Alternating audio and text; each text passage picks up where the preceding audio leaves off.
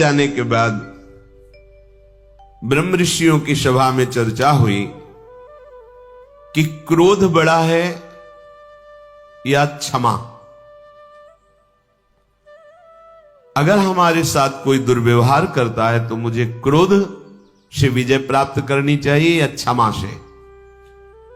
तो उन्होंने कहा कि दोनों अपनी जगह ठीक है।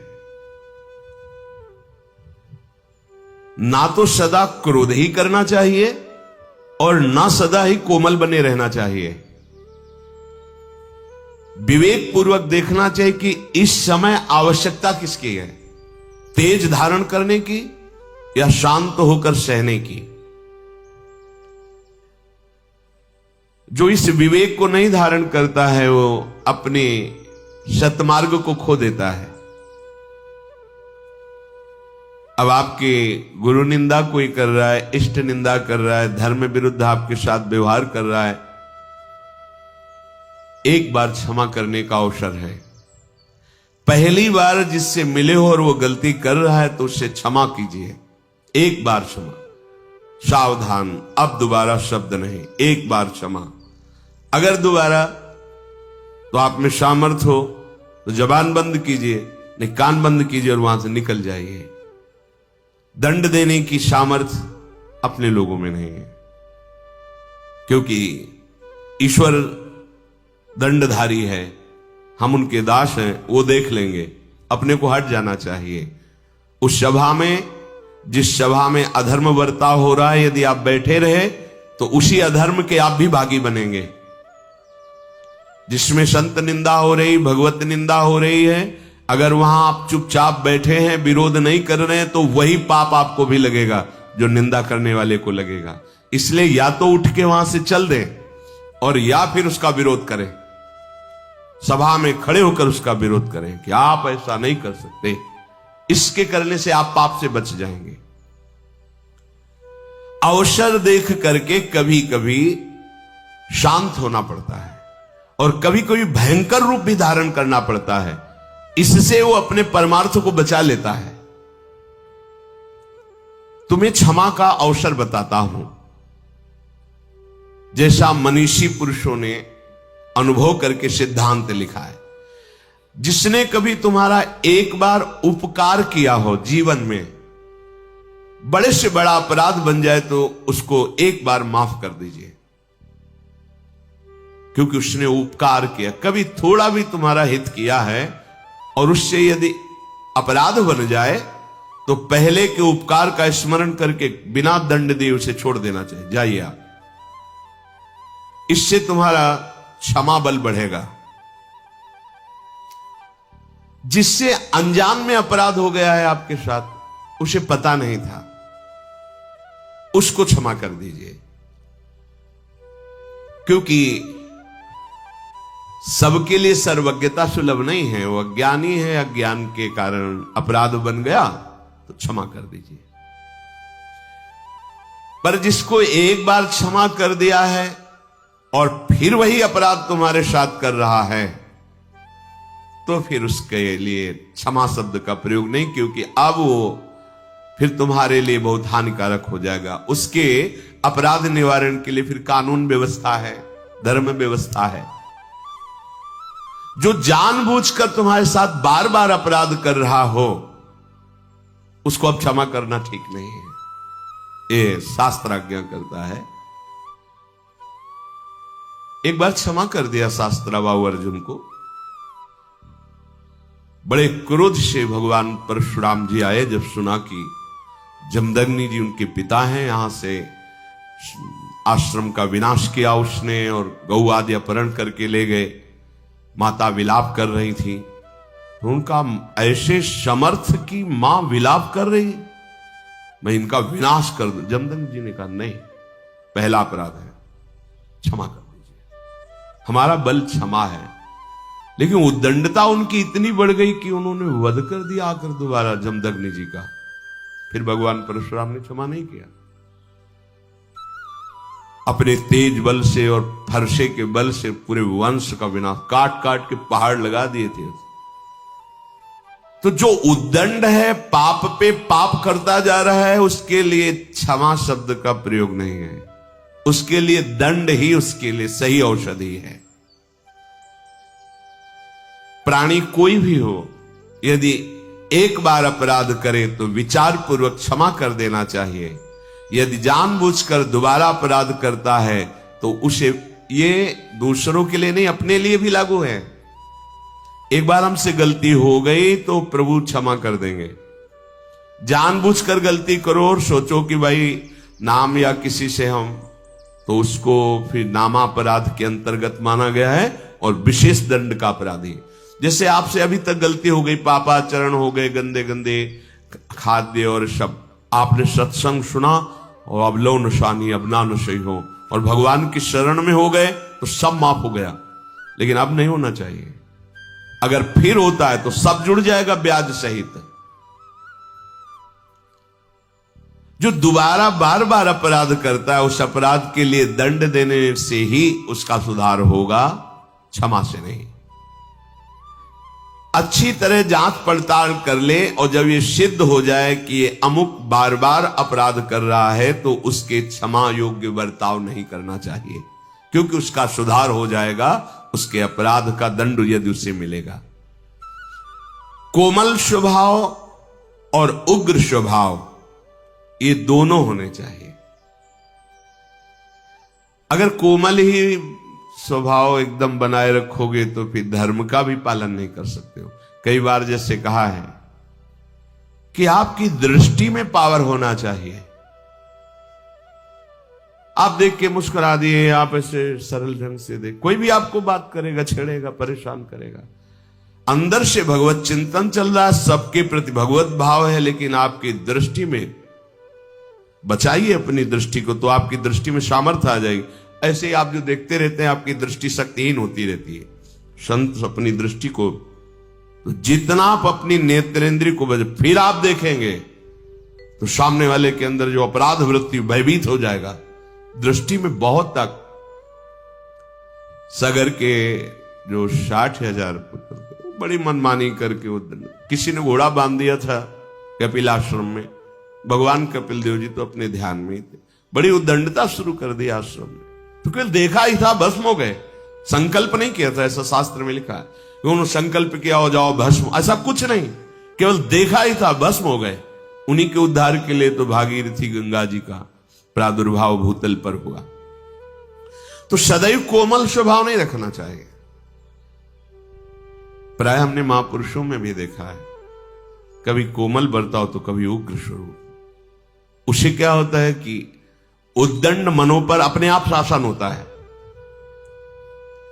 बहुत दयालु हैं, बहुत कृपालु हैं, बहुत करुणामय हैं, तो आप देखो तुम्हारे मन की दशा क्या। अरे कुछ नहीं, 2 मिनट के बाद तो देखते हैं ना। और जब ये पता है कि अगर, तो फिर हमें दंड मिलेगा, निष्कासित कर दिए जाएंगे, नाना प्रकार का क्लेश मिलेगा, तो मन भयभीत होकर सतमार्ग में चलता है। इसलिए भगवान का कभी शांत स्वरूप देखा जाता है, कभी उग्र स्वरूप देखा जाता है। इसलिए कभी गुरुजनों को भी देखा जाता है कि बहुत शांत है, तो कभी बहुत दंड विधान पे लागू कर दे, जब बाहर ताला लगा ले, बात नहीं करने, नहीं अंदर प्रवेश निषेध, ऐसा ऐसा। उसे मन को जो आपराधिक प्रवृत्ति में उत्साहित हो रहा था, वो भय लगा और सतमार्ग में चल दिया। यद्यपि कोमलता बहुत ही साध्य विषय है, हृदय कोमल रखना चाहिए, पर हर समय बाहरी मृदुता ठीक नहीं है। जब बचाने के उद्देश्य से दमयंती जी को छुआ तो कुछ नहीं हुआ, और जब काम वासना तो उनका सावधान कदम आगे नहीं। अब साधारण भाव नहीं तुम्हारा काम भाव हो गया है। अगर कदम बढ़ाया तो तुम भस्म हो जाओगे, हम पहले तुम्हें बता रहे, बढ़ाया तो भस्म हो गया। हम हित नहीं चाहते किसी का, लेकिन कोई हमारे धर्म पर प्रहार करे, कोई हमारी इज्जत पर प्रहार करे, कोई ऐसा, तो ऐसे भी काम नहीं चलता है। बराबर भगवान भी ऐसे नहीं रहे हैं, और ऋषियों की भी देख लीजिए, जहां हुआ तो फिर इसका भी प्रयोग किया है। कहीं तेज की जरूरत होती है, कहीं क्षमा की जरूरत होती है। हर समय क्षमा ही क्षमा नहीं, और हर समय तेज ही तेज नहीं। क्षमा भी बल है और तेज भी बल है, और वही बलवान है जो भजन बल से युक्त है। जितना तुम में नाम है, देखा है नाम का प्रभाव, देखा है भजन का बल देखा है। इसलिए देश काल और परिस्थिति का विचार करके कि इस समय हमें तेज का प्रयोग करना है या मृदुता का प्रयोग करना है, दोनों। अब कोई हमारे गुरुजनों पर प्रहार कर रहा है, कोई आक्षेप कर रहा है, कोई गाली दे रहा है, वहां हमारे भगवान है। नहीं, भगवान नहीं हो। अब पुष्प से पूजा नहीं होगी तुम्हारी। जिनके लिए प्राण समर्पित, अगर एक भी शब्द, तो ये प्राण हम समर्पित कर सकते हैं, लेकिन एक भी शब्द नहीं सुन सकते। ये तेज भागवती को होगा। सर्वम खलमिदम ब्रह्म की सिद्धि किए हुए महापुरुष की बात कह रहे हैं। एक भैरव सिद्ध करने वाला कपाली तांत्रिक भगवान शंकराचार्य जी के पास आया और कहा, महाराज आपके लिए देह तो मिथ्या है, कहा परम सत्य। तो फिर आपकी गर्दन उतार ले जाए, हमारे सिद्ध काम में आएगी। आप जैसे ब्रह्म ऋषि की अगर परम पवित्र खोपड़ी से जो हम करेंगे तो भैरव सिद्ध हो जाएगा। बोले हाँ, हमें कोई परेशानी, आप उतार सकते हो, पर अभी उतारोगे तो बहुत से शिष्य हैं, बाधा पहुंचा देंगे। प्रातः 4 बजे ब्रह्म मुहूर्त में आना, हम इस पीपल के नीचे ध्यानस्थ होंगे और तुम गर्दन उतार ले जाना।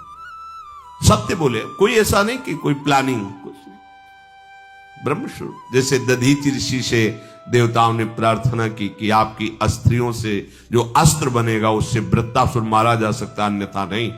शांत हो गए, अपने प्राणों को ब्रह्म में स्थित करके छोड़ दिया शरीर को। उनके परम पावन दिव्य तपोमयी अस्थियों से वज्रादि बड़े अस्त्र बने, जो अमोघ अस्त्र कहे गए। तो प्रातः 4 बजे वो कपाली भगवान शंकराचार्य जी की गर्दन उतारने के लिए जब आश्रम में प्रवेश हुआ तो स्वामी नरसिंहाश्रम जी ब्रह्मबोध सर्वम खलमिदम ब्रह्म, इसकी सिद्धि प्राप्त किए हुए महापुरुष गंगा से हुंकार मारी और दौड़ पड़े, और गुरुदेव के नजदीक नहीं पहुंचा, उठाकर पटक दिया, फाड़ दिया, जैसे नरसिंह भगवान ने हिरण्यकश्यप को फाड़ दिया उसको। हर समय क्षमा की जरूरत नहीं है, हर समय तेज की भी जरूरत नहीं, अत्यंत आवश्यक है। जहां धर्म जा रहा हो वहां प्राण जाना श्रेष्ठ है, धर्म जाना नहीं। जहां हमारे पूज्य आराध्य देव गुरुदेव का कहीं कोई किसी भी तरह से, वहां हमारे प्राण समर्पित होना परम धर्म होगा, ना कि वहां क्षमा। हां, हमें कोई कष्ट दे रहा है तो एक बार हम विचार करके प्रथम अपराध को क्षमा से उसे उस अपराध से मुक्त करेंगे।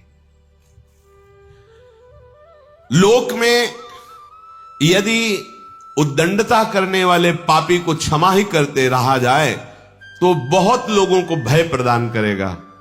इसलिए कानून बना है, उसे कानून को समर्पित करे, क्योंकि जो दुष्ट स्वभाव वाले जन होते हैं भय के द्वारा ही ठीक होते हैं, क्षमा के द्वारा नहीं ठीक होते।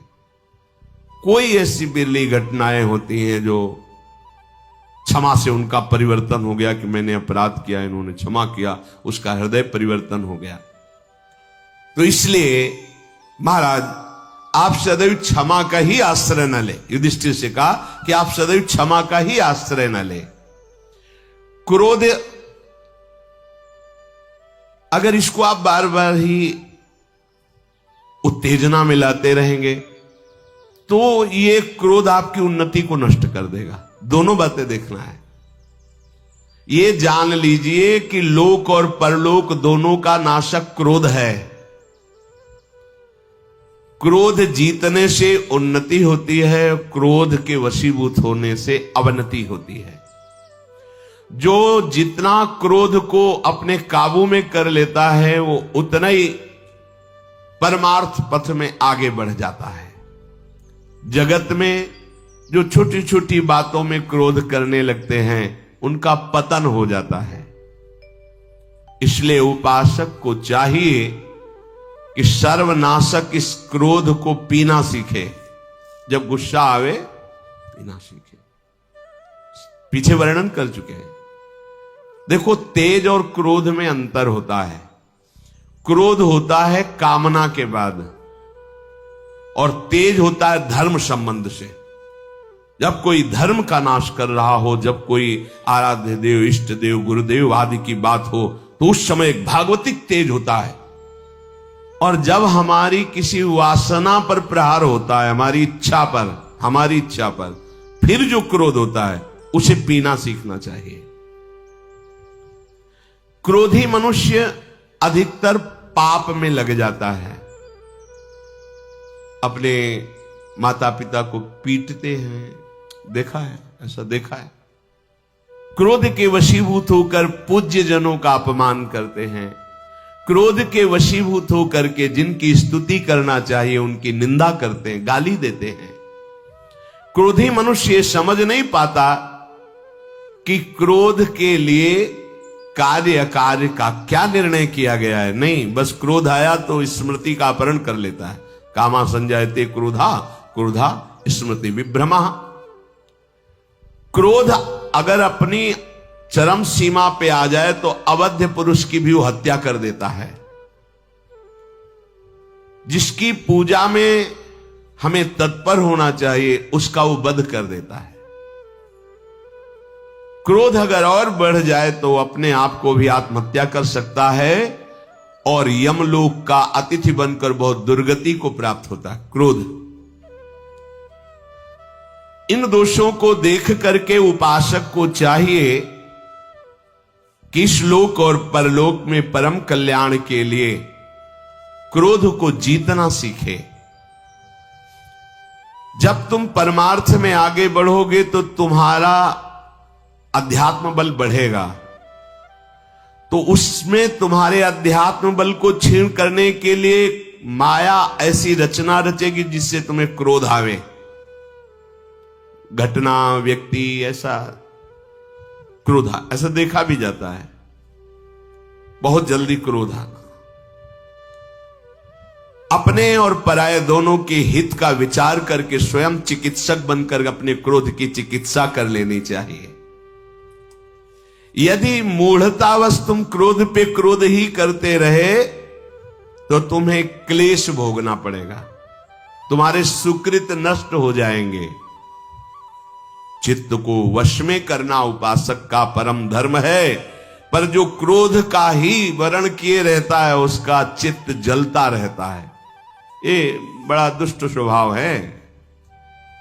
शांति से बैठे, चिंतन आ गया, 5 वर्ष पहले उसने ऐसा कहा था, क्यों कहा था उसने ऐसा, और जलन शुरू, और बस गुस्सा, बहुत सावधान, राधा राधा राधा राधा राधा राधा, तुरंत हटाइए, राधा राधा राधा। उपासक के लिए सामर्थ्य यही कि अपने क्रोध को रोकना ही सर्वोत्तम साधना समझे। विद्वान उपासक शक्ति संपन्न होने पर भी क्रोध को प्रकट ना करे, शांत भाव से सहे। यदि क्रोध का प्रादुर्भाव बार बार बाहर करते रहोगे तो तुम आनंद के भागी नहीं बन पाओगे। इसलिए बलवान या निर्बल, विज्ञ या अनविज्ञ, कैसा भी व्यक्ति सामने आवे, यदि तुम्हारे सामने तुम्हें क्रोध दिलाने की चेष्टा कर रहा है तो तुम सह जाओ।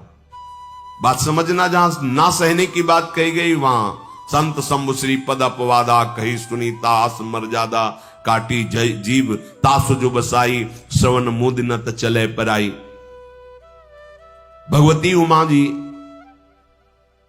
शिव पुराण में पढ़ा, बहुत कठोर तप में संलग्न है महादेव जी के लिए। ये सप्तऋषियों की बाद की बात है, जब सप्तऋषि गए उसके बाद की बात। तो भगवान महादेव जी एक ब्रह्म ऋषि के रूप में गए।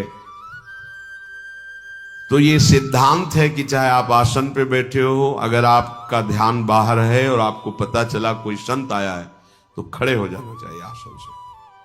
ये मर्यादा है, नहीं तो आपका तप क्षीण हो जाएगा। प्रणाम करो, चाहे भले छोटी अवस्था का हो, आपके सामने आया है, वो अतिथि है, भगवत स्वरूप है, और आसन दीजिए और फिर मधुर वार्ता कीजिए। क्या सेवा करें आपकी, बस इतना।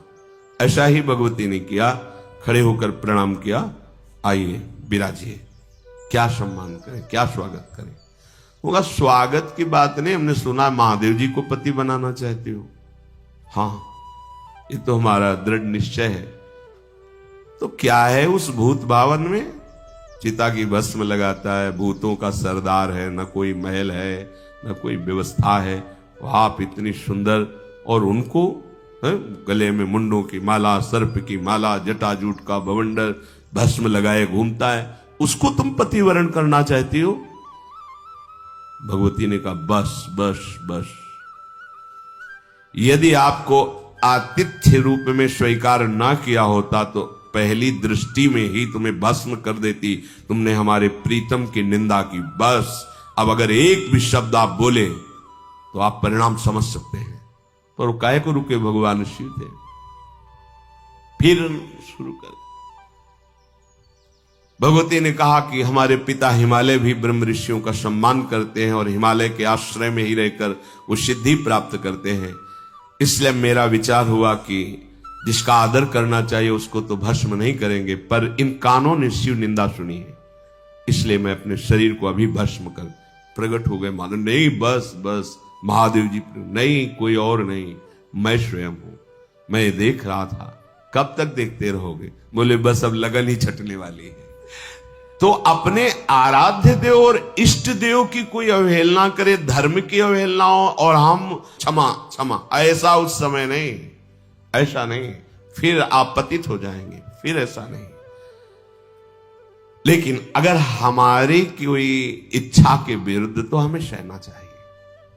सहनशीलता हमारा परम धर्म है।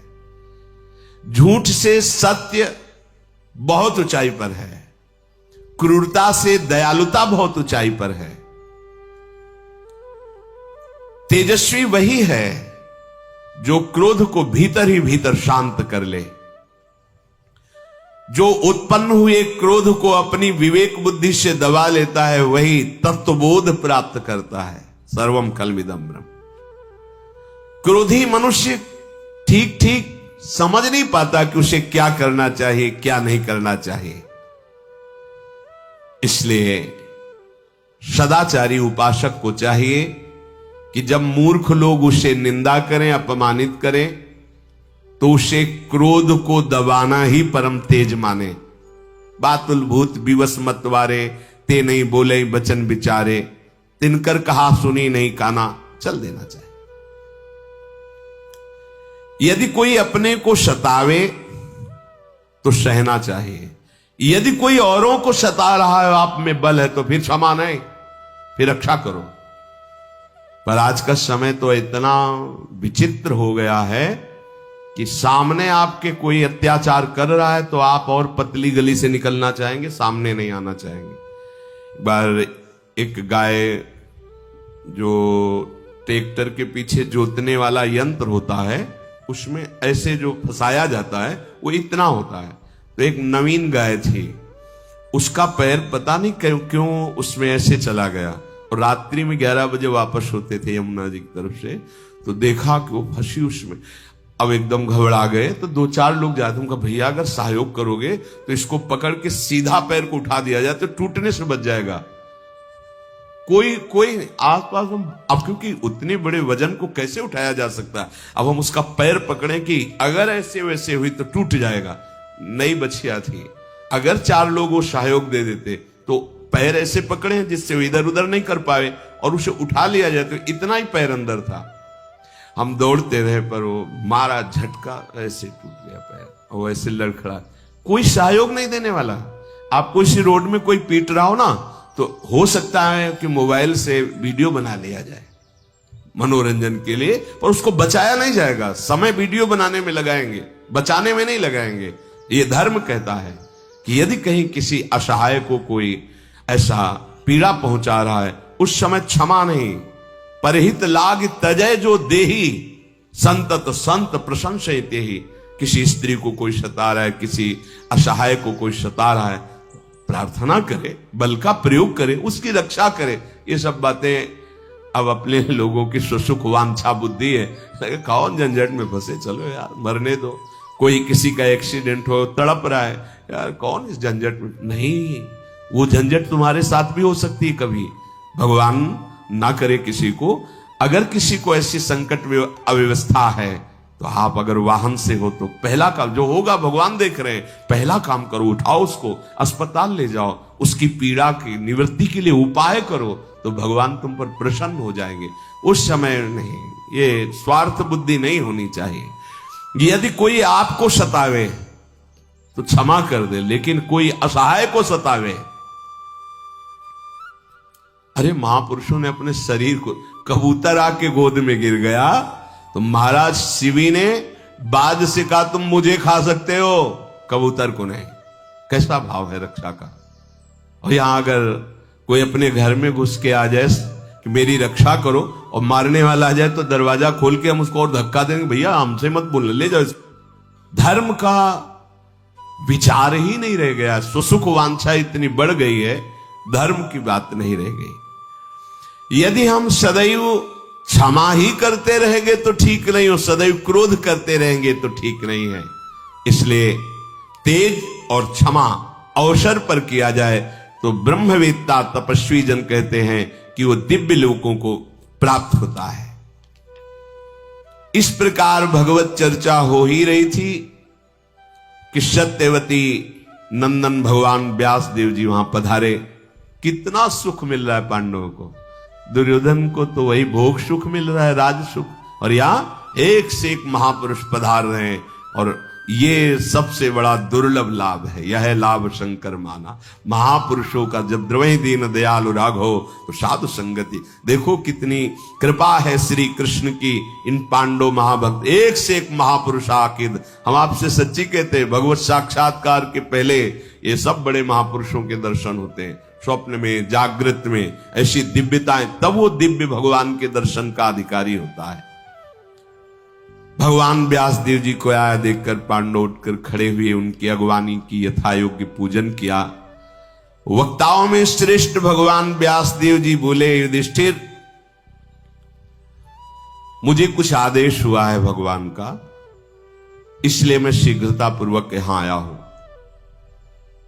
भीष्म, द्रोण, कृपाचार्य, कर्ण, अश्वत्थामा, धृतराष्ट्र पुत्र दुर्योधन, दुशासन,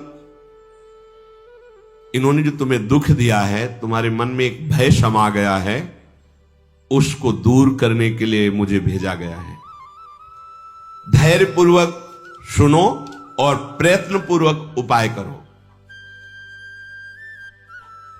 प्रवचन कुशल पराशर नंदन भगवान व्यासदेव जी युधिष्ठिर को एकांत में ले गए और कहा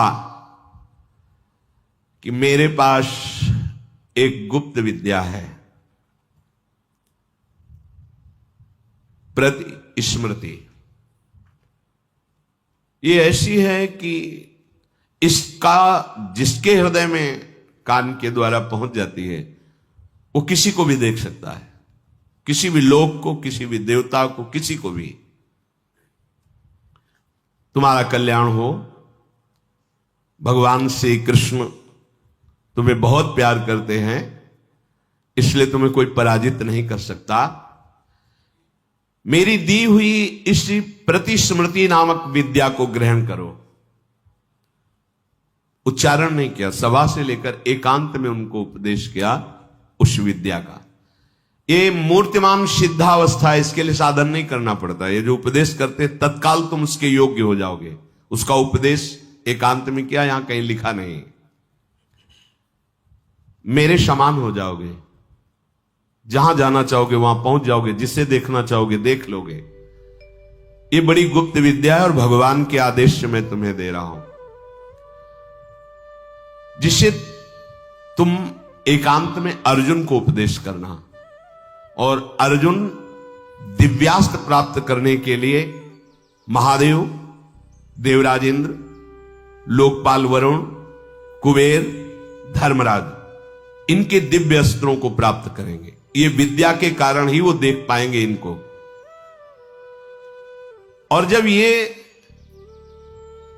अर्जुन प्राप्त कर लेंगे तो महातेजस्वी हो जाएंगे, अजेय हो जाएंगे, कोई इनको परास्त नहीं कर सकता।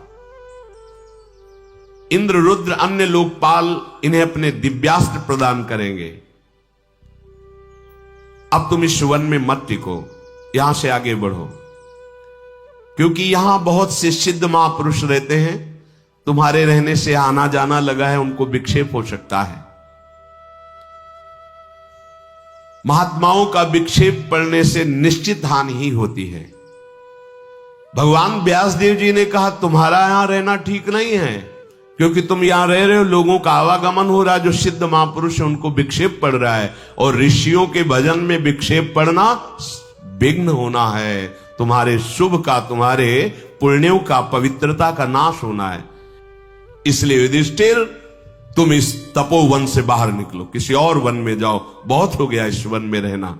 ऐसा कहकर त्रिकालदर्शी सर्वशक्तिशाली भगवान व्यासदेव जी ने धर्मराज युधिष्ठिर से कहा स्नान करके आओ, आचमन करो, आसन पर बैठो, और फिर उस अति उत्तम विद्या प्रति स्मृति नाम की विद्या दी, और कहा ये इसलिए दे रहा हूं कि आप अर्जुन को उपदेश कीजिएगा एकांत में। और अंतर्धान हो गए। मेधावी संयतचित्त युधिष्ठिर ने उस विद्या को मन में धारण करके निरंतर स्मरण किया। समय प्रतिपल उसी विद्या की स्मृति में व्यास जी की आज्ञा से उस वन को प्रणाम करके, वहां के ऋषियों को प्रणाम करके, उनसे आज्ञा लेकर युधिष्ठिर जी ने कहा अगर हमसे कभी कोई भूल चूक हो गई, त्रुटि हो गई हो, आप लोगों के भजन में कोई विक्षेप लगा हो तो मुझे क्षमा कीजिए। सब ब्रह्म ऋषियों ने कहा आपके द्वारा कभी विक्षेप हो सकता है, आप जहां भी जाएं सुखी रहें और विजयी हों। युधिष्ठिर जी तपस्वी ब्राह्मण और अपने भाइयों के साथ वहां से विदा हुए। काम्यक वन में आगे जाकर फिर वहां निवास किया। कुछ काल के अनंतर धर्मराज युधिष्ठिर जी को व्यास जी का स्मरण आया, तो उन्होंने अर्जुन को एकांत में बुलाया। कुछ समय तक स्वयं उस प्रतिस्मृति विद्या का अनुष्ठान करके अनुभव किया। फिर एकांत में कहा भगवान व्यासदेव जी ने आपके लिए आदेश किया है, शत्रुओं का दमन करने वाले अर्जुन जाओ पवित्र होकर आओ। अर्जुन का हाथ अपने हाथ में लिया और कहा कि जो प्रतिस्मृति विद्या दे रहे हैं इसमें आप किसी को भी देख सकते हैं, देवताओं को, ब्रह्म को, मनुष्य को, किसी को भी, जिसको चाहोगे उसको तुम देख पाओगे। जहां स्मरण करोगे तुम उसके दर्शन कर सकते हो, जहां जाना चाहोगे वहां जा सकते हो। सारी कलाएं इसमें छुपी हुई हैं इस विद्या में, इसलिए इस विद्या को स्वीकार करो। जाओ इस विद्या को ग्रहण करके दिव्यास्त्रों की प्राप्ति करो, ऐसा भगवान व्यासदेव जी ने आपके लिए आदेश किया है। आज ये सारी पृथ्वी दुर्योधन के हाथ में हो चुकी है और वो मनमानी आचरण करने वाला है, इसलिए सारी प्रजा दुख में ही है। जो मनमानी आचरण करने वाला होता है उससे किसी को सुख नहीं मिलता, माता पिता भाई बंधु किसी को सुख नहीं मिलता। श्री कृष्ण द्वैपायन भगवान व्यासदेव जी ने जो आदेश किया है उसका विधिवत जाप करना। जैसे जैसे जाप बढ़ेगा वैसे वैसे वस्तु तत्व स्पष्ट दिखाई देगी। ऐसे ही ये मंत्र है, जैसे जैसे आप तो वैसे ही सामने प्रिया प्रीतम की झांकी आने लगेगी, वैसे ही भावना में ये जितने पद चतुरासी जी के साक्षात कार होता है इन पदों का, एक एक पंक्ति, एक एक लीला सामने। इस मंत्र विद्या का एकाग्रचित होकर के तुम साधना करो, जिसकी चाह करोगे वही देवता तुम्हारे सामने उपस्थित हो जाएगा। धनुष, कवच, खड्ग ये लो, मौन का अवलंबन रखना आदेश हो रहा। देखो, साधु व्रते स्थितः, साधु व्रत कहते हैं मौन को। मौन का अवलंबन रखना और इधर से उत्तर दिशा की तरफ जाना। वहां इंद्रकील पर्वत है, वहां भगवान इंद्रदेव का सानिध्य रहता है। उनसे दिव्यास्त्रों का तुम्हें ज्ञान प्राप्त होगा और भगवान इंद्र तुम्हें अपने दिव्यास्त्र जरूर प्रदान करेंगे, क्योंकि भगवान व्यास देव जी ने ऐसा कहा है। और दिव्यास्त्र जब तुम्हें मिले तो जो देवता दे उसकी जैसी आज्ञा हो उसी के अनुसार प्रयोग करने का, जो प्रयोग करना, उसको अंतर ध्यान करा देना, शांत करना, ये पद्धति एकाग्रता पूर्वक सीखना। ऐसा कहकर धर्मराज युधिष्ठिर जी ने मन वाणी से संयम रखने वाले अर्जुन को प्रतिस्मृति विद्या का दान किया। अर्जुन ने परम गुरु स्वरूप अपने भाई को प्रणाम किया और कहा, वैसे ही मैं आपके अधीन हूं, पर इस विद्या के कारण आप हमारे परम गुरु स्वरूप, मैं सदैव आपकी आज्ञा में रहूंगा। धनंजय ने तत्काल अग्नि देवता में आहुति दी, ब्राह्मणों को प्रणाम किया और गांडीव, धनुष, 2 महान अक्षय तुड़ीर, कवच और अस्त्र, तलवार धारण की और आकाश की तरफ देखकर लंबी सांस ली कि आज ऐसा अवसर आ रहा है कि अपने प्रिय भाइयों का त्याग करके हमें तप के लिए जाना है। कुंती नंदन अर्जुन को इस तरह जाते देखकर सिद्ध, ब्रह्म ऋषि और अदृश्य संतों ने आशीर्वाद दिया, हे कुंती कुमार, तुम सत्य और धर्म पर चलने वाले हो, तुम जो जो इच्छा करोगे तुम्हें वो सब प्राप्त हो, ऐसा मैं आशीष देता हूं। आशीर्वाद मांगा नहीं जाता, जब धर्म से चलोगे तो सब संतों की कृपा आपका वरण कर लेगी। अब आप करो मनमानी आचरण, गंदे आचरण और जाओ संतों से कहो हमारे ऊपर कृपा कर दो, तो कृपा करने से थोड़ी होता, वो तो होती है, कृपा होती है, अहेतुकी होती कृपा। जाओ कुंती पुत्र, तुम अपना अभीष्ट साधन करो, तुम्हें अवश्य विजय प्राप्त होगी।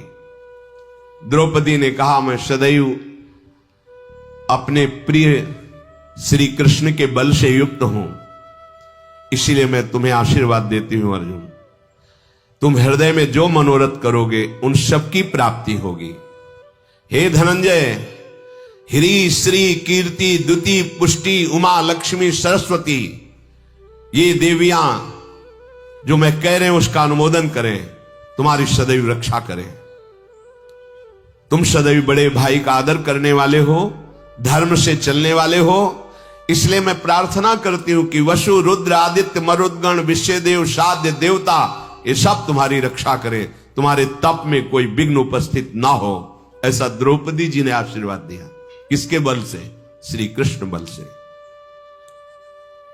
पांडुनंदन महाबाहु अर्जुन धौम्याचार्य को दाहिने करते हुए जब कभी चले, अगर गुरुजन या प्रभु का सिंहासन विराजमान, तो उसे दाहिने करके निकले और प्रणाम करके यात्रा प्रारंभ की।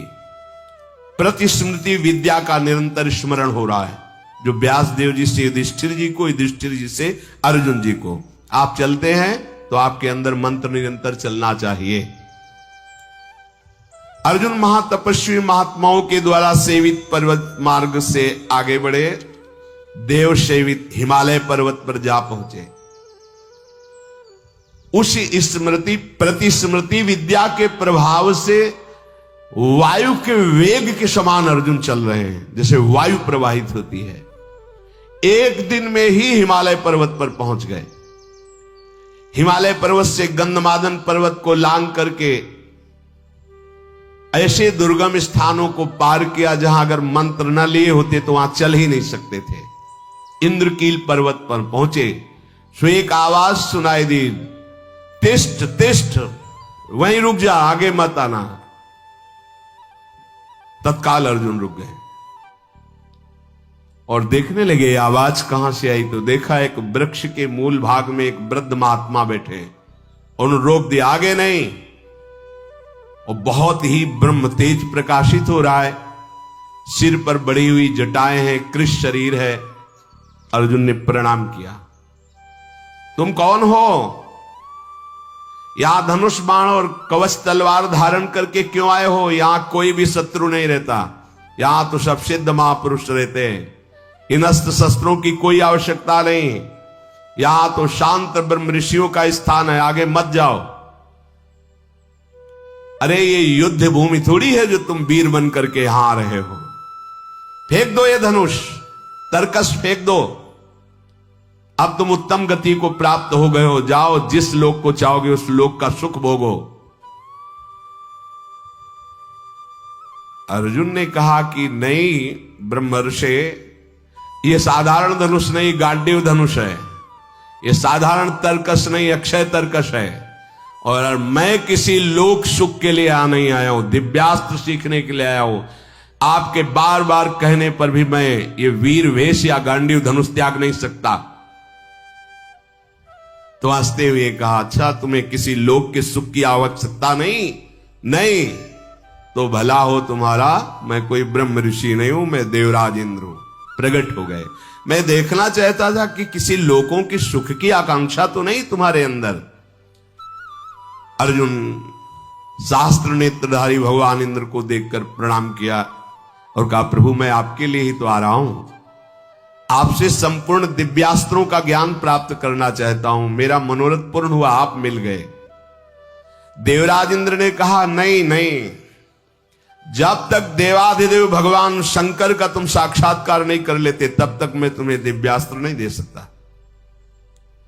भगवान देव देवेश्वर जे भी प्रसन्न होंगे, तुम्हारे लिए कुछ अदे नहीं रह जाएगा, हम सब कुछ दे देंगे जो चाहोगे।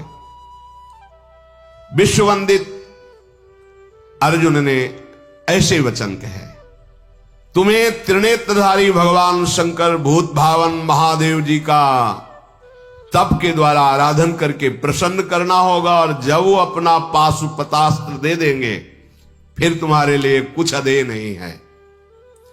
अर्जुन से ऐसा कह करके भगवान देवराज इंद्र अंतर ध्यान हो गए।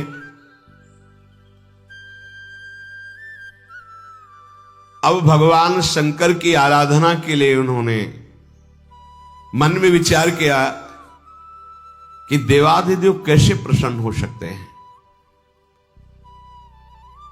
इधर धृतराष्ट्र को गुप्तचरों से सूचना मिली कि भगवान व्यासदेव जी ने कोई अद्भुत विद्या दे दी है, उसके बल से दिव्य स्थान में अर्जुन गए हैं और दिव्यास्त्र प्राप्त करेंगे। जटाजूटधारी भगवान शंकर को प्रसन्न करने की चेष्टा में अर्जुन लगे हैं। अगर उनको सब अस्त्र प्राप्त हो गए तो लोकपालों की भी ताकत नहीं कि उन पर विजय प्राप्त कर सके। धृतराष्ट्र जी का हृदय कांप गया, बहुत दुखी हुए और उन्होंने कहा कि हां, हमें सामने ही मैत्री जी ने शाप दिया था इस दुर्योधन को। हमें लगता है 13वां वर्ष आने के पहले ही सर्वनाश हमारे परिवार का हो जाएगा। वो द्रौपदी के अपमान को नहीं सह सकते पांडवजन। ये कर्ण भी ऐसी कठोर बातें कह दी है, पांडव इसे भी क्षमा नहीं करेंगे। जब भीमसेन, यदुकुल तिलक, वासुदेव श्री कृष्ण का साथ लेकर युद्ध में उतरेंगे, मुझे लगता है शकुनी, दुर्योधन, कर्ण, दुशासन सब मारे जाएंगे। क्या हो सकता है, मेरे पुत्र कैसे जीवित रहे, ऐसे विचार में धृतराष्ट्र जी, और कैसे भगवान महादेव प्रसन्न हो, ऐसी चेष्टा में अर्जुन जी शेष चर्चा आगे। श्री राधा वल्लभ लाल की।